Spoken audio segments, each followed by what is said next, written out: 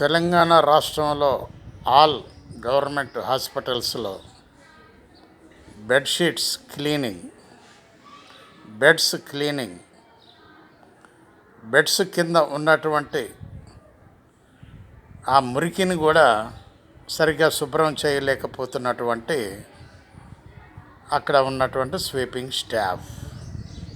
కారణం ఏంటంటే మాకు సరిగ్గా పేమెంట్స్ రావటం లేదు అని గత 10 సంవత్సరాల నుంచి వాళ్ళు ప్రాబ్లమ్స్ ఫేస్ చేస్తూనే ఉన్నారు. ఇట్లాంటివి జరగకుండా ఉండాలంటే వాటి మీద ఉన్నటువంటి ఆజమాయిషీ ఆఫీసర్స్ బీ అలర్ట్గా ఉండాలి.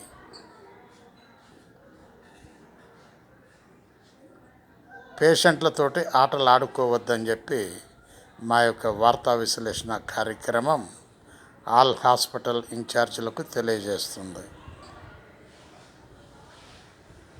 ఇమ్మీడియట్గా వారికి రావాల్సినటువంటి బకాయిలు ఇవ్వవలసిందిగా, రిలీజ్ చేయవలసిందిగా గవర్నమెంటు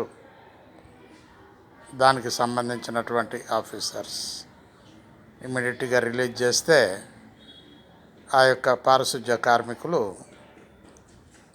దారిలోకి వస్తారు. ఆకలితో ఉండి పని చేయాలంటే కష్టం. ఆ పని చేయటమే ఒక రకమైనటువంటి పని.